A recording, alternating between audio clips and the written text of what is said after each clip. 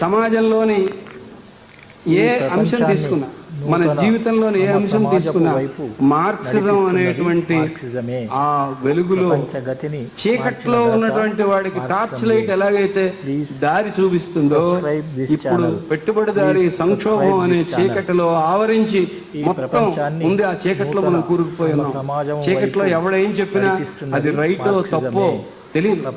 చంద్రబాబు నాయుడు చెప్పింది రైటా తప్ప ఏమో, జగన్మోహన్ రెడ్డి చెప్పింది ఏమో, ఇంకొకటి చెప్తే ఏమో. ఎందుకనే మనకి ఎందుకు తెలియట్లేదు? ప్రజలు ఎందుకని జడ్జిమెంట్ ఇవ్వలేకపోతున్నారు? వీళ్ళు ప్రజాద్రోహులు, వీళ్ళు పెట్టుబడిదారుల తొత్తులు, వీళ్ళు దోపిడీదారులు, వాళ్ళ కొమ్ము కాసే బ్యాచి, వీళ్ళు ప్రజాస్వామ్యానికి వ్యతిరేకం అని వాళ్ళు ఎందుకు చెప్పలేకపోతున్నారు?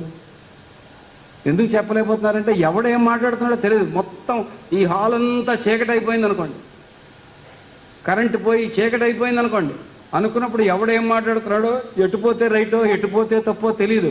ఏం చేయాలో తెలియక అక్కడే ఎక్కడికక్కడ చెత్తకిలు పడిపోతాం.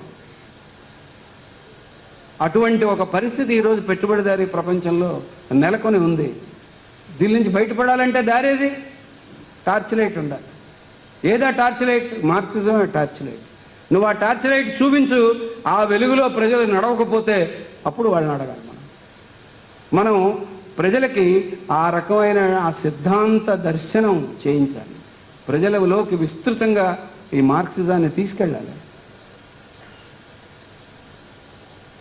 ఆ మార్క్సిస్టు కోణం నుంచి ఈరోజు జరుగుతున్న దాడుల్ని, ప్రమాదాలని, సమస్యల్ని, వీటన్నింటినీ వివరించి చెప్పాలి. పరిష్కారం మార్క్సిజంలో ఉంది, ఆ సిద్ధాంతంలో ఉంది. అది పిడివాదం కాదు, మనందరికీ అర్థం కాని ఒక బ్రహ్మ పదార్థం కూడా కాదు. సులువుగా మనకు అర్థమయ్యేది, మన జీవితాలతో ముడిపడి ఉన్నది, మనకి నిత్యం సంబంధం కలిగి ఉన్నదే మార్క్సిజం.